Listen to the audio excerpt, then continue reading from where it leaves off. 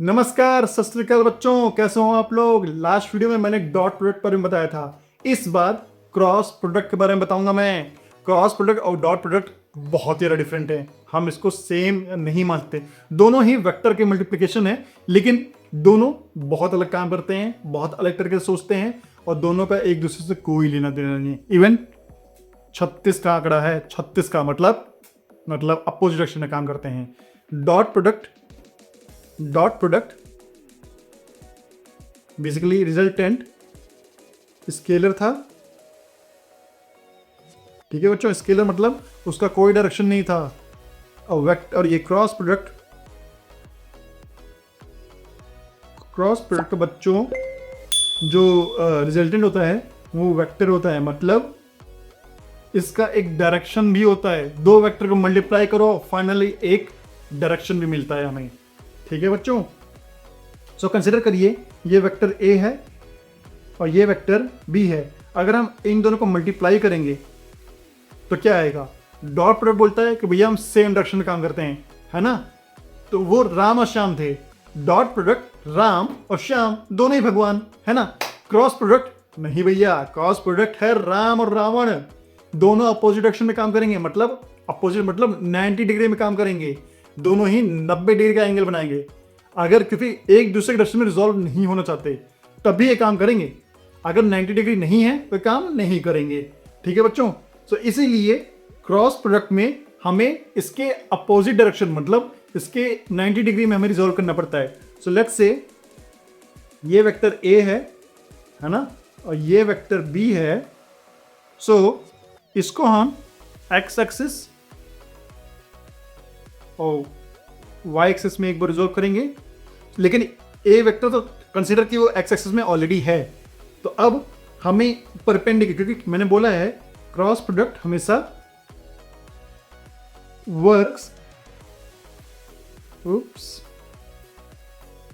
Works in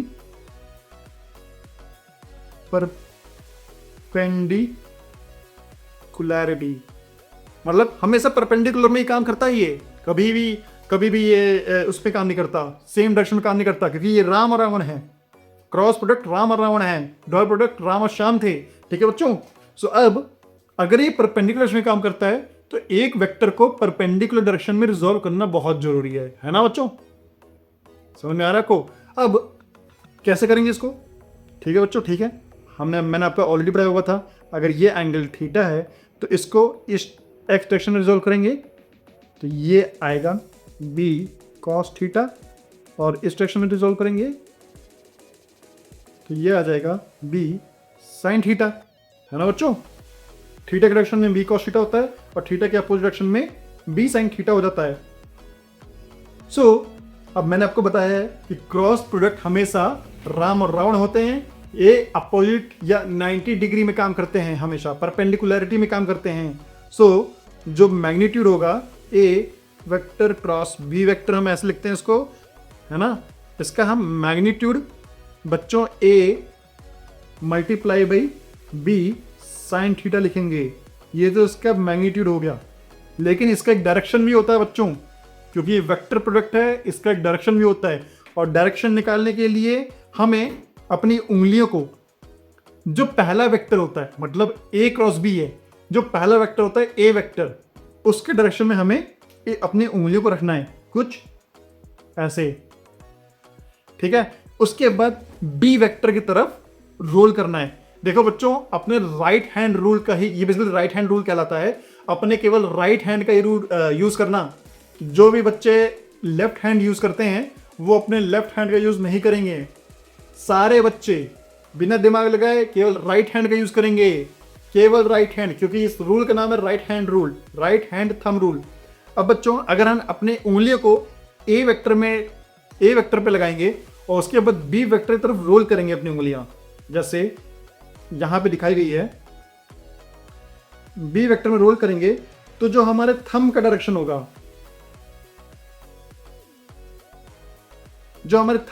होगा, वो vector का डायरेक्शन देगा बच्चों। मतलब वो वेक्टर का डायरेक्शन देगा। अगर आप कह सकते हैं ए वेक्टर जेड डायरेक्शन जो बेसिकली इसमें जो ए वेक्टर है वो माइनस एक्स एक्सिस पे है, वाई जो बी वेक्टर है वो एक्स और वाई के बीच में है। तो जब हम एक्स को ये बी वेक्टर की तरफ रोल करेंगे तो जो थंब आएगा, थंब जेड एक्सिस पे दे रहा है। सो बेसिकली जो थंब होता है हमेशा थर्ड एक्सिस पे पॉइंट आउट करता है। अब बच्चों देखो, किसी भी कोई भी दो वेक्टर होते हैं, वेक्टर क्या होता है बेसिकली दो एरोज होते हैं, है ना बच्चों। सो दो एरोज हमेशा एक प्लेन में लाई करेंगे। अगर हमने आपके पास मैं दो एरोज दे दूंगा, मैं किसी भी तरह के दो एरोज दे दिए जाए, मैं ये और ये एरो दे दिया जाए, तो ये एक प्लेन बनाएंगे। ठीक है बच्चों, ये एक प्लेन बनाएंगे और इस प्लेन के परपेंडिकुलर वेक्टर ही हमेशा रिजल्टेंट वेक्टर होता है। लेकिन इस प्लेन में दो परपेंडिकुलर वेक्टर होते हैं। ठीक है बच्चों, अगर आप मैं बोलूं ये ए वेक्टर है और ये है बी वेक्टर। ठीक है बच्चों, इस प्लेन में दो परपेंडिकुलर वेक्टर हैं। एक तो हम कह सकते हैं कि भैया एक वेक्टर ये है और दूसरा परपेंडिकुलर वेक्टर ये है इस प्लेन के। तो कौन सा वेक्टर लें? इसी के लिए राइट हैंड थंब रूल है, जिसमें हम ए वेक्टर पे अपनी उंगलियां रखेंगे, ए वेक्टर पे अपनी यहाँ पे अपनी उंगलियां रखेंगे और उसके बाद इसको कर्ल करेंगे बी वेक्टर की तरफ, क्योंकि ए क्रॉस बी है। अगर बी क्रॉस होता तो हम पहले बी पे उंगलियां रखते और फिर ए की तरफ कर्ल करते, लेकिन ए क्रॉस बी है इसलिए ए पे रखेंगे और बी पे कर्ल करेंगे और फिर हमें फाइनली कौन सा वेक्टर मिलेगा? ये। ठीक है बच्चों, अब अगर माना जाए बी क्रॉस ए है, अगर बी क्रॉस ए है तो इस बार बी को प्रायोरिटी देनी है, मतलब बी पे उंगली रखनी है। अपनी जो उंगली है, वैसे उंगलियां हैं, वो बी की तरफ रखना है और उसके बाद राइट हैंड से रखना है। ठीक है, लेफ्ट हैंड मत यूज कर लेना बच्चों, लेफ्ट हैंड यूज कर दोगे तो गलत हो जाएगा आंसर। केवल राइट हैंड थंब रूल है, इसका नाम बोलते हैं इसको। सो बी की तरफ उंगलियां रखो और ए की तरफ कर्ल करो, क्योंकि उंगली उल्टी तरफ कर नहीं कर सकते, आपकी उंगलियां केवल एक डायरेक्शन में कर्ल होती है। तो जैसे आप कर्ल करोगे आपका जो डायरेक्शन है वो बेसिकली दूसरा डायरेक्शन देगा, जो कि वेक्टर प्रोडक्ट का डायरेक्शन देगा। So B vector cross A vector, ये जो डायरेक्शन है वो बी क्रॉस ए से आएगा और ये जो डायरेक्शन है वो ए क्रॉस बी से आएगा। और मैग्नीट्यूड हमें पता है बच्चों, परपेंडिकुलरिटी में काम करता है, इसलिए A multiply by B sine theta होगा। ठीक है बच्चों, डॉट प्रोडक्ट में मैग्नीट्यूड कितना होता है? ए बी कॉस थीटा होता है और डायरेक्शन नहीं होता फाइनली उसमें। यहाँ पे मैग्नीट्यूड बच्चों A basically A B sine theta हो जाएगा और डायरेक्शन राइट है, ये तो मेरा लेफ्ट हैंड है बच्चों। सो देखो, राइट हैंड थंब रूल से आप डायरेक्शन उसका निकाल लोगे। ठीक है बच्चों, अब इसका एक एग्जांपल, क्या मेरे पास कोई एग्जांपल है इसका? देखो बच्चों, एग्जांपल है मेरे पास। इसका एग्जांपल मैं आपको बहुत अच्छा एग्जांपल देता हूं मैं, कि क्रॉस प्रोडक्ट कैसे काम करता है। समझिए, ये आपका डोर है, ठीक है।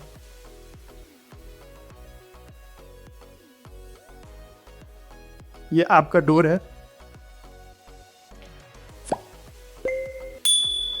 उप्स, ये आपका डोर है।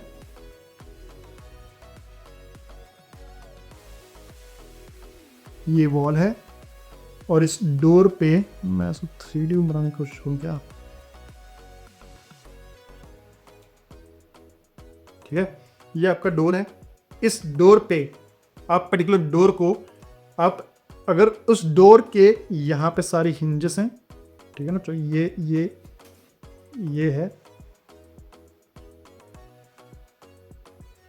है हिंज आपकी। ठीक है, अगर इस पे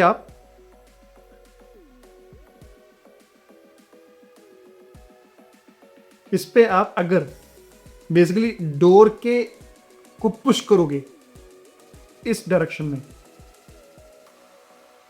तो डोर मूव नहीं करेगा, बिल्कुल मूव नहीं करेगा। अगर आप डोर को जाओ, जैसे ये मेरा डोर है, इस डोर पे आप ऐसे पुश करोगे, है ना, तो आपको डोर नहीं मूव करेगा। आपको डोर को हिंज के परपेंडिकुलर डायरेक्शन में काम बेसिकली मूव करना पड़ेगा। अगर ये हिंज है तो आपको डोर, मैं दूसरा डोर लेता हूं, आपको डोर इस डायरेक्शन में मूव करना पड़ेगा। सो आपको जो फोर्स लगाना पड़ेगा वो बेसिकली डोर के परपेंडिकुलर डायरेक्शन में लगाना पड़ेगा। ठीक है, तभी डोर मूव होगा।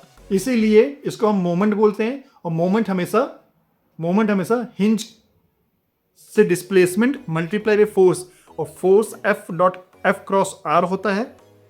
सो मोमेंट या फिर टॉर्क भी बोलते हैं हम इसको बच्चों,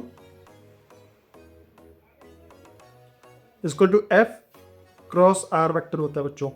तो ये कभी तभी काम करता है जब हम इसके परपेंडिकुलर डायरेक्शन या फिर एक पर्टिकुलर एक एंगल थीटा लगाएंगे, तभी हम रिजोल्व कर पाएंगे। ठीक है बच्चों, अगर ये पैरेलल लगाएंगे हम, अगर हम डोर को ऐसे लगाएंगे तो यहाँ पे इस केस में थीटा 0 डिग्री हो जाएगा, क्योंकि डोर के जिस डोर पे जिस डायरेक्शन में डोर है, हम उसको बस पुश कर रहे हैं, हम डोर को मूव नहीं कर पाएंगे, डोर को कंप्रेस कर पाएंगे, बट कंप्रेस भी नहीं होगा, ये इतना तो पुश लगा ही नहीं पाओगे, इतना फोर्स तो लगा ही नहीं पाओगे को कंप्रेस हो जाए। तो इसीलिए टॉर्क लगाने के लिए हमेशा डिस्प्लेसमेंट डायरेक्शन के, जैसे कि ये रॉड है ना, और यहाँ पे हिंज है, ये रॉड ऐसे करके अच्छे से समझाता हूँ मैं, ये रॉड है, ठीक है बच्चों, ये रॉड है, और ये रॉड ऐसे करके मूव हो सकती है, ऐसे करके मूव हो सकती है। तो अगर आप ऐसे फोर्स लगाओगे, क्योंकि R वेक्टर बच्चों ये है R वेक्टर, ठीक है, हिंज से जहां से फोर्स का एप्लीकेशन लगा रहे हो, ठीक है, इस पॉइंट से इस पॉइंट पे जहां पे फोर्स का एप्लीकेशन हो रहा है, सो ये R वेक्टर है। अगर हम फोर्स ऐसे लगाएंगे तो ये जो रॉड है ना ऊपर जाएगी ना नीचे आएगी, ठीक है बच्चों, क्यों? क्योंकि आप तो डायरेक्टली उसी डायरेक्शन लगा रहे हो, तो क्रॉस प्रोडक्ट 0 हो जाएगा, क्योंकि थीटा 0 है, ठीक है बच्चों। अब कंसीडर करो कि आपने ये फोर्स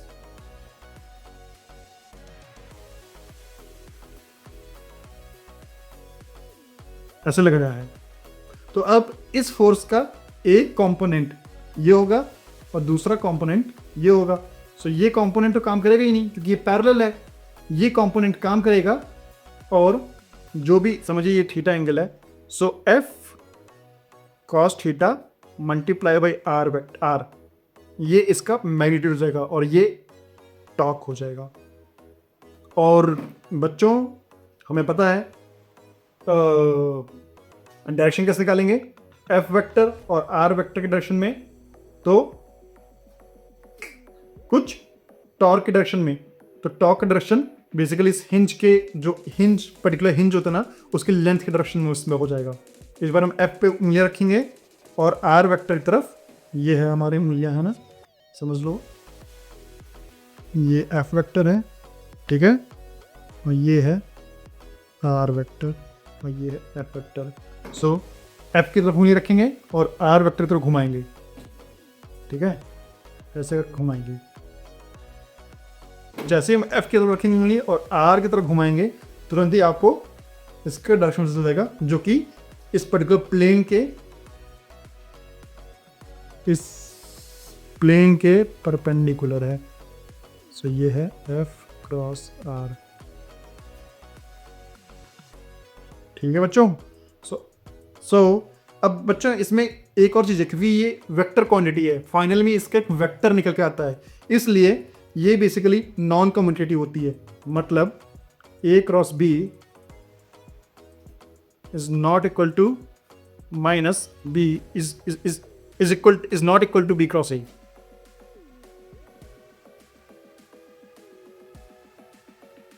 और मैंने अभी आपको इस पर्टिकुलर डेश समझाया था कि A cross B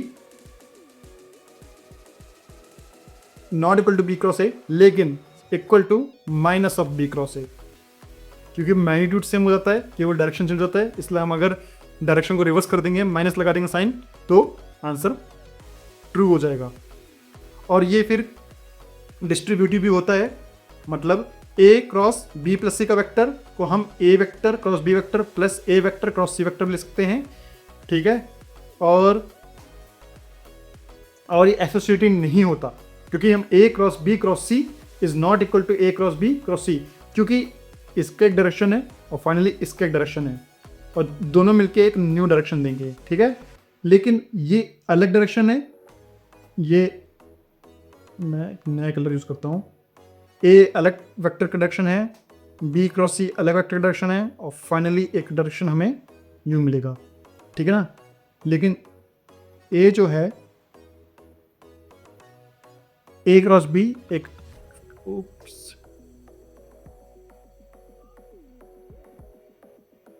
A cross B का एक अलग डायरेक्शन है और सी वेक्टर का एक अलग डायरेक्शन है और फाइनल आंसर हमें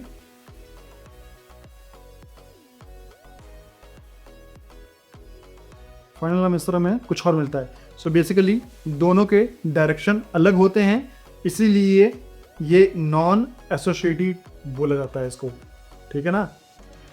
तो बच्चों अगर आपको ये चीज़ें आपको थोड़ी सी रटनी पड़ेंगी बच्चों, क्योंकि ये मैथमेटिक्स में आप आओगे तो इसका बेसिकली आपको इसका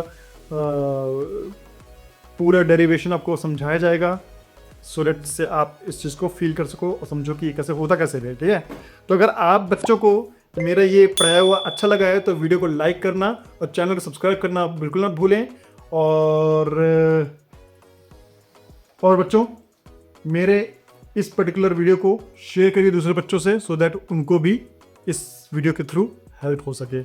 मिलते हैं नेक्स्ट वीडियो में, तब तक के लिए